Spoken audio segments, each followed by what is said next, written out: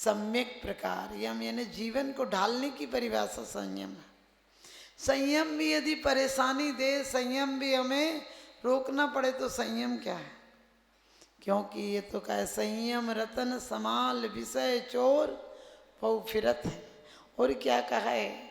स्वर्ग नरक पशु गति में ना है। लेकिन आज तक हम सब स्वर्ग जाना चाहते, कितने बेईमान हो। संयम में मरकर असंयम में जाना चाहते हो।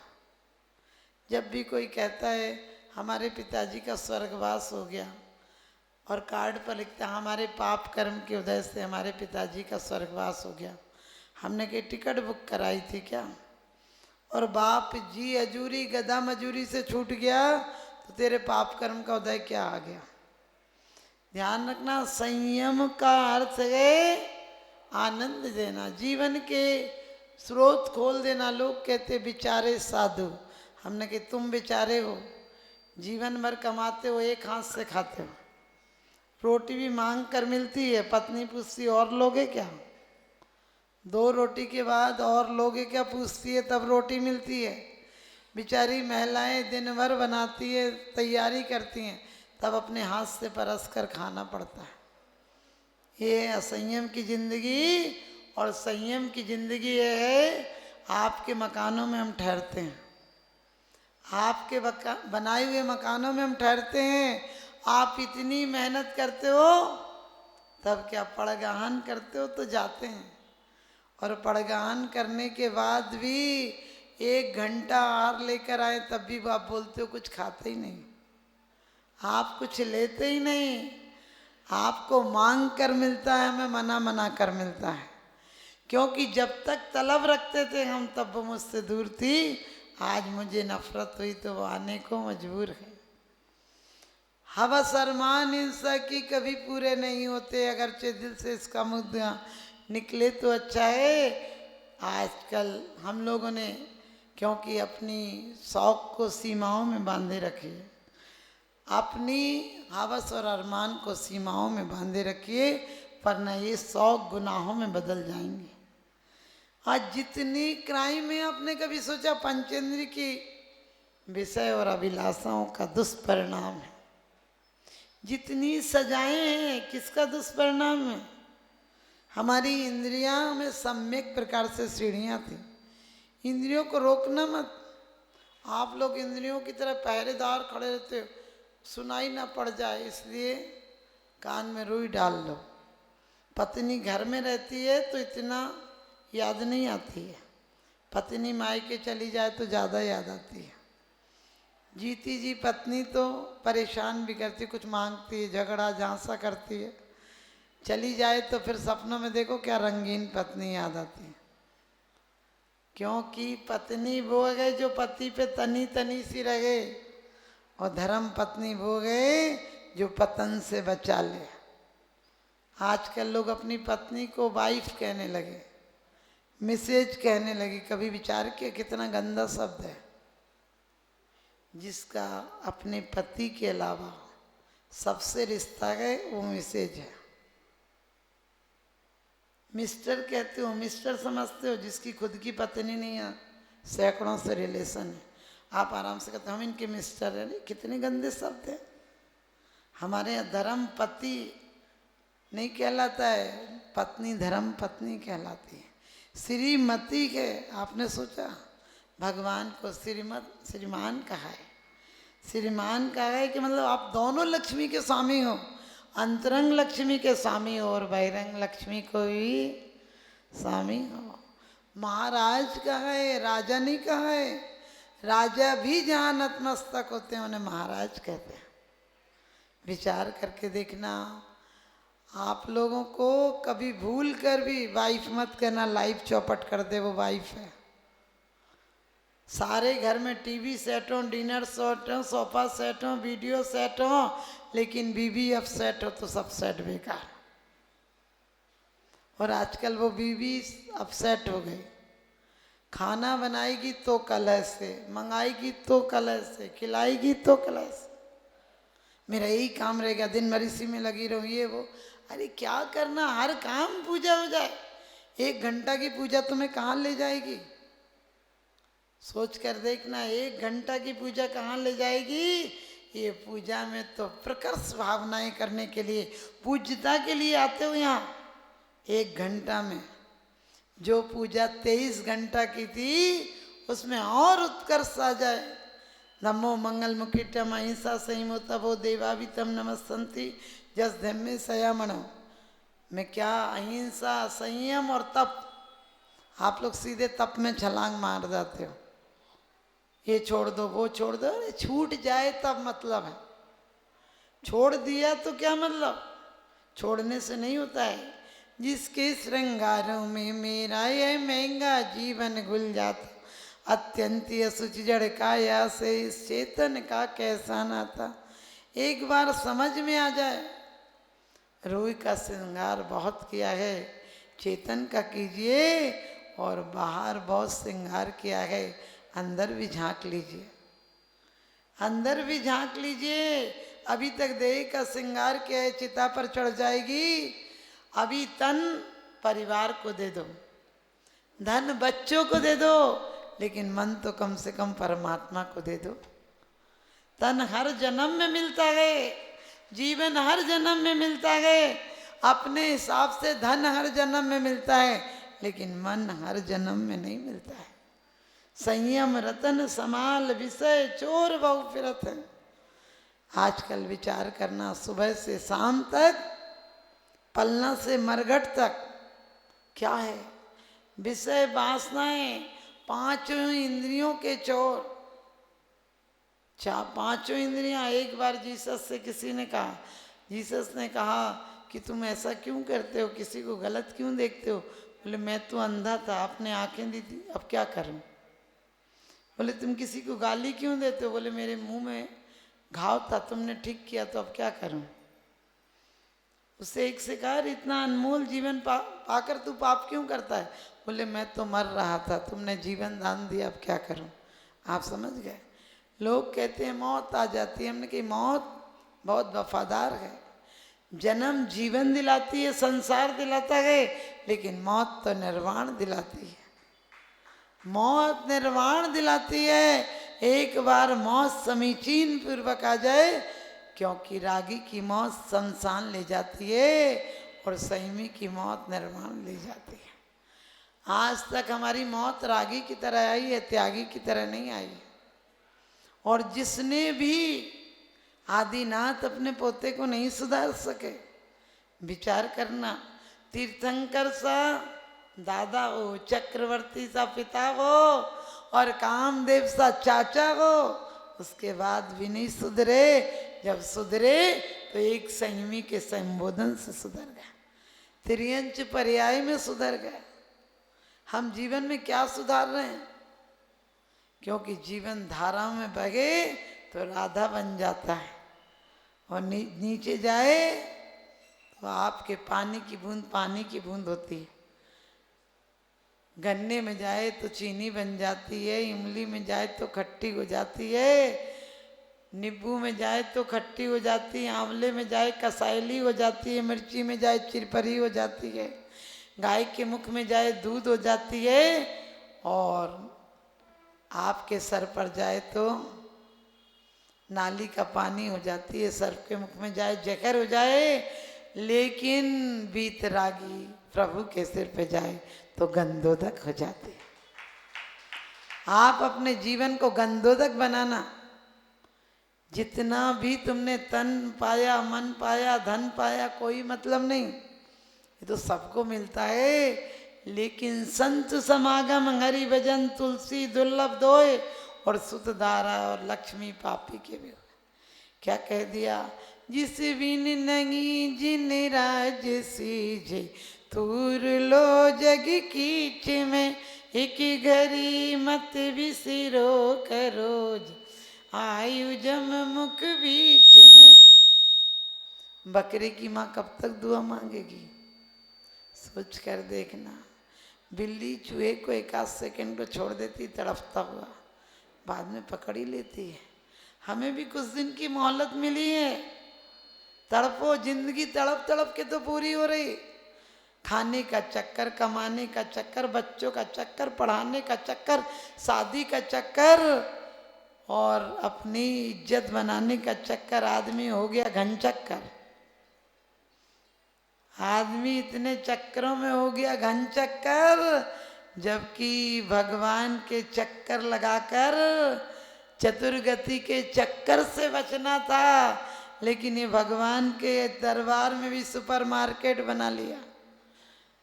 बाजार में जाओ तो अटैची में पैसे ले जाओ और क्या छोटे से पैकेट में सामान लाते हो, डायमंड आदि लाओ तो क्या लाते हो, और यहाँ मुट्ठी में चावल लाओ और 3 लोग की संपदा मांगने आते हो।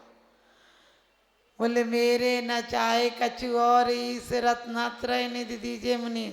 मैंने कि वो तुम्हारे घर में डाका डालने आएंगे?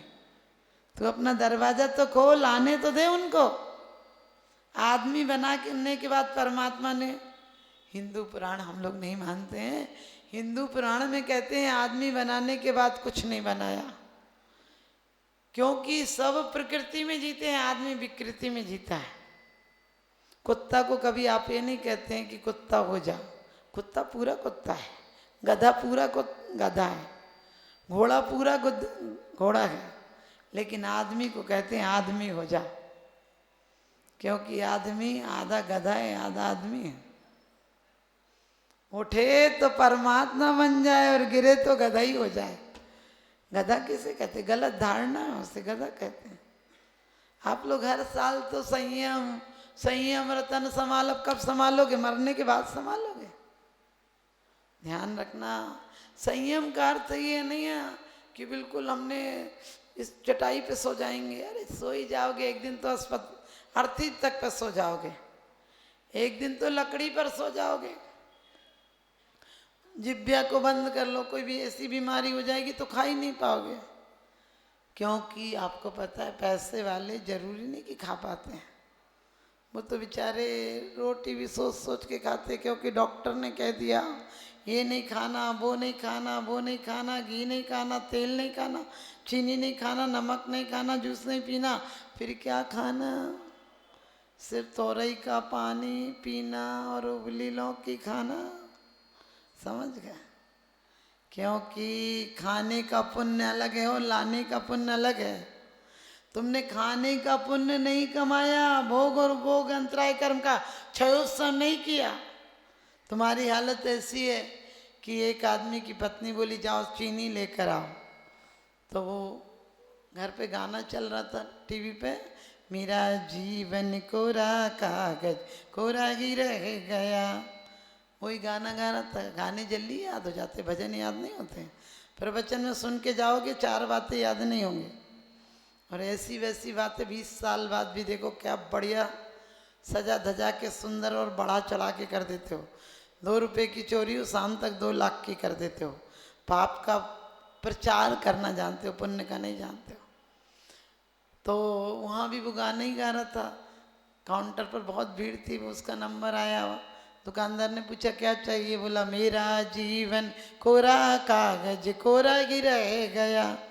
बहुत लंबी लाइन थी। दोबारा 1-2 घंटे बाद नंबर आया। फिर दुकानदार ने पूछा क्या चाहिए? तो बोला मेरा जीवन कोरा कागज। पीछे ने किसी ने एक चांटा दिया।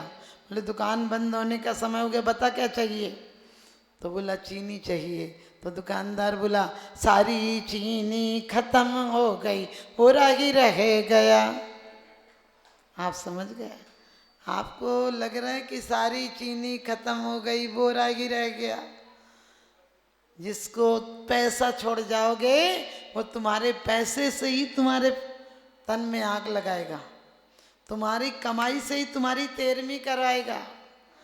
और एक बेटा तो मेरे से बोला माता जी पिताजी दिखते। हमने कहा दिखने दो, बाप है। बोला नहीं वो मर गया। हमने कहा बातों से पता चल रहा, कुछ छोड़ गए कि नहीं? बोले हाँ 3 फैक्ट्री 6 मकान। हमने कहा देखने आते होंगे कि निकम्मा ठीक से चला रहा है कि नहीं। बोले माता जी उनकी व्यवस्था कीजिए। मैंने कहा एक मकान में व्यवस्था कर दो। जब पिताजी कहीं दिखे, बोले पिताजी अपने मकान में जाओ, यहाँ क्यों आए हो? बोले बेचारे बाप की कमाई के मकान है, लेकिन इतनी गद्दारी तुम कर सकते हो, एक थाली रखवा दिया करो, बेचारा भूखा प्यासा फिर रहा होगा। तो बोला नहीं माता जी ऐसी थोड़ी करा सकते हैं, उन्हें निकालने की व्यवस्था करो। मैंने कही मैं किसी के बाप के साथ इतनी बड़ी गद्दारी नहीं कर सकती हूँ। काश तेरे बाप को पता होता कि तू उसे निकाल देगा तो वो बेचारा खुद निकल जाता, राजी राजी निकल जाता। तू जैसा गद्दार बाद में उसका प्रबंध कराएगा।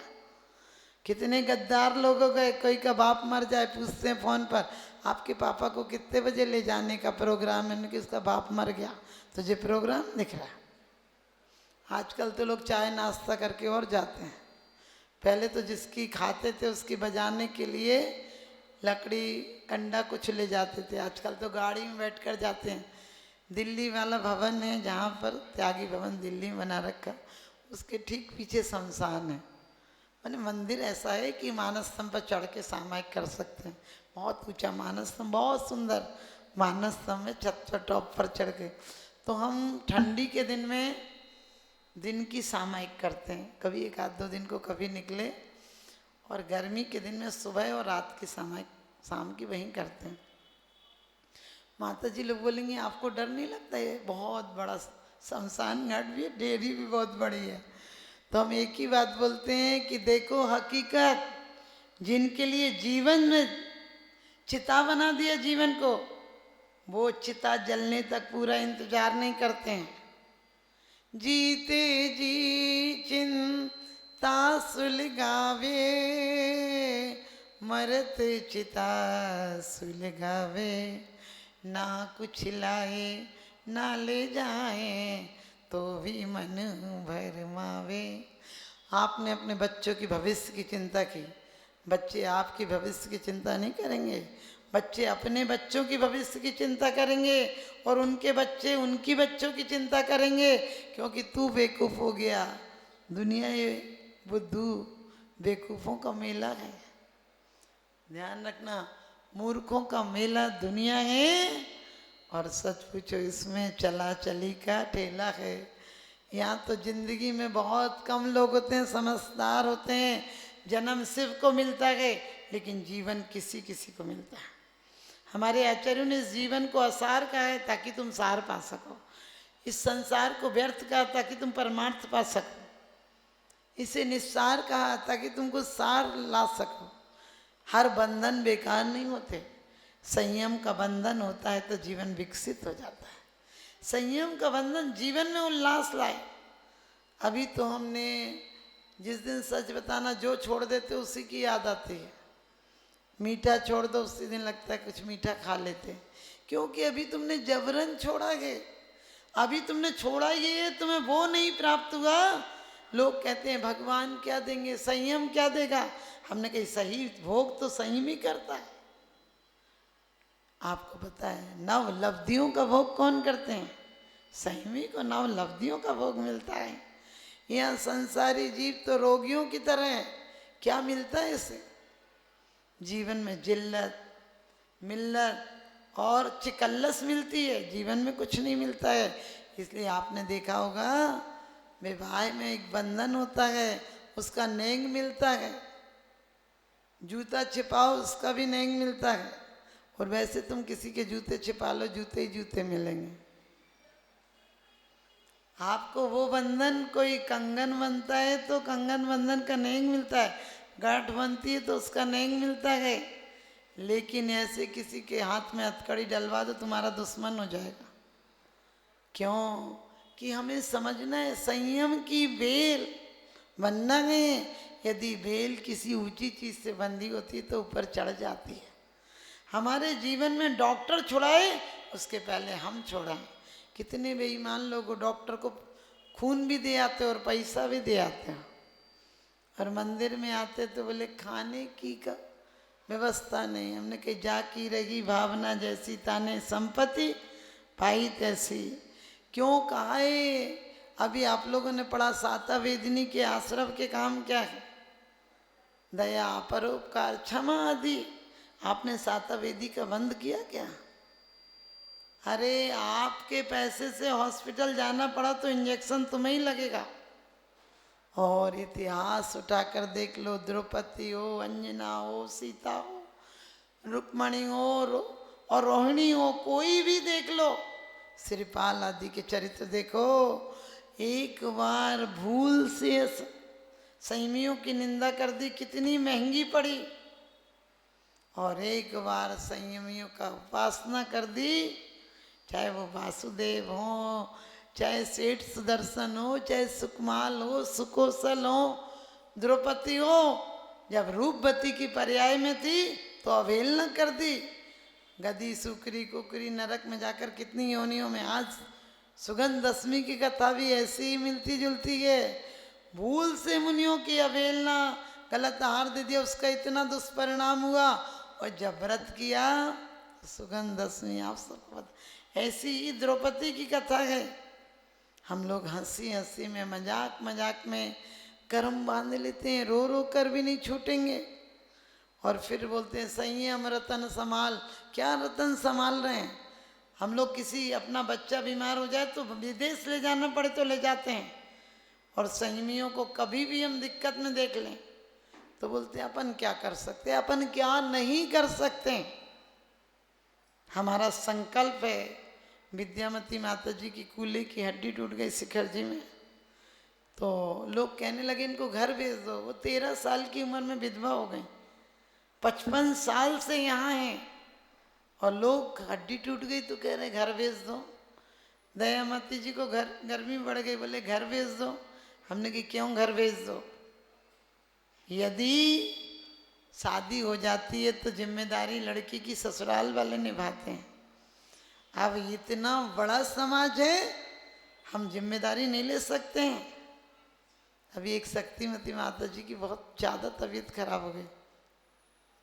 हमारे महाराज जी बोले बेटा तुम्हें इतनी दूर से तो लोग लेकर आए हैं, पंचकल्याणक में, दिल्ली अशोक विहार की बात है।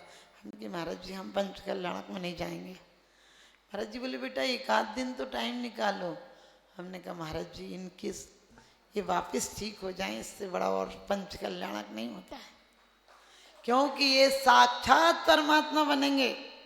आज जो कुंद कुंद स्वामी रहणसार में कहते हैं, आज यदि मिथ्या दृष्टि को सम्यक दृष्टि बना दिया, सम्यक दृष्टि को व्रति बना दिया, और व्रति एक दिन महाव्रति बन जाएगा, और महाव्रति एक दिन श्रेणी चढ़ के साक्षात अरिहंत बन जाएगा, और अरिहंत सिद्ध बन जाएंगे। में साक्षात परमात्मा बनाने का पुण्य मिलेगा। दयामती जी बाद में 3 साल जी, उस समय ऐसी उनको भोजन में व्यवस्था दी गई, गर्मी बढ़ गई थी, ठीक हो गई। उसके बाद लोगों ने कहा माता जी आप तो चली जाओगी, इनकी व्यवस्था कौन करेगा?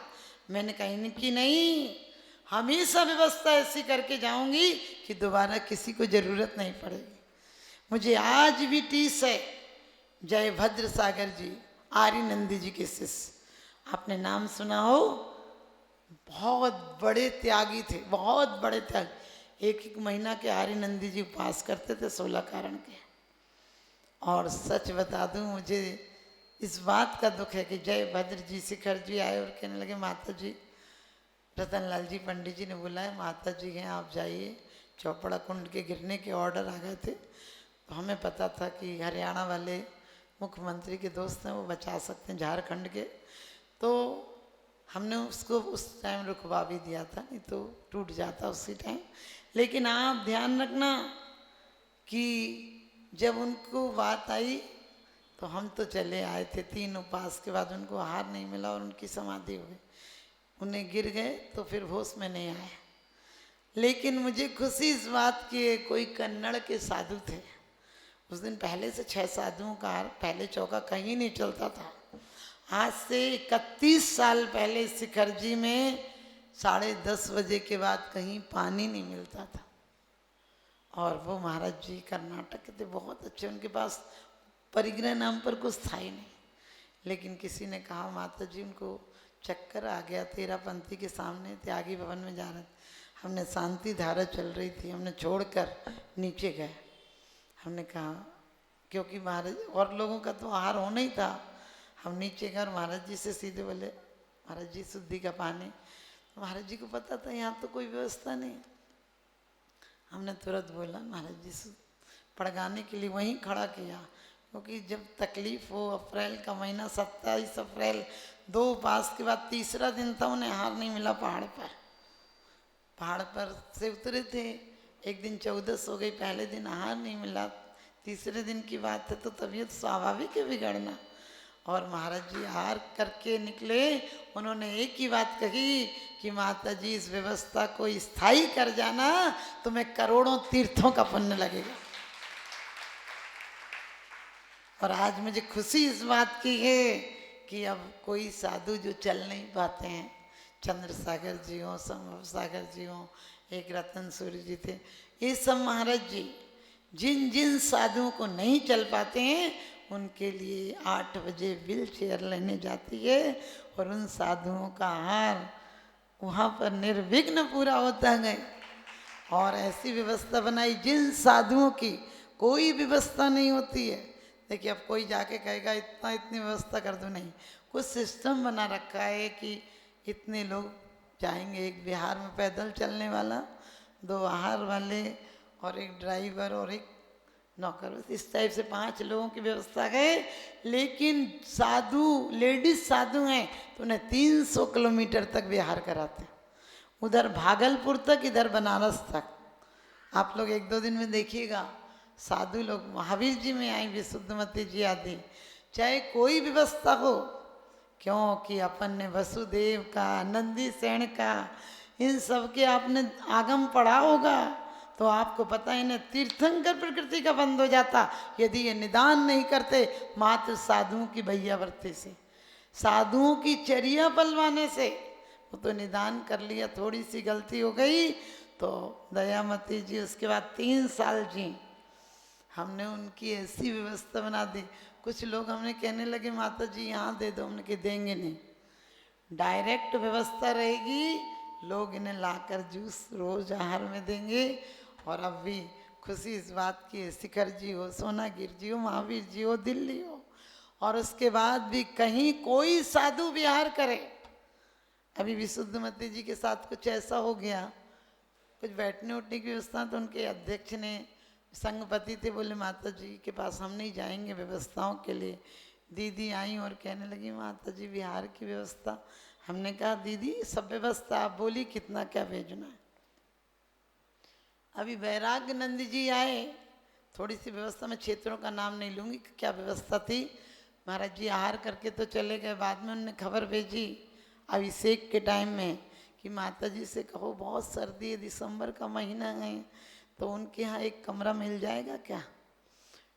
हम बोले क्योंकि 26 साधु एक कमरे में तो नहीं रुक सकते ना, माता जी भी थी, तो हमने तुरंत विधान सोचिए, मस्तकाभिषेक का टाइम था, हम उतर के आए।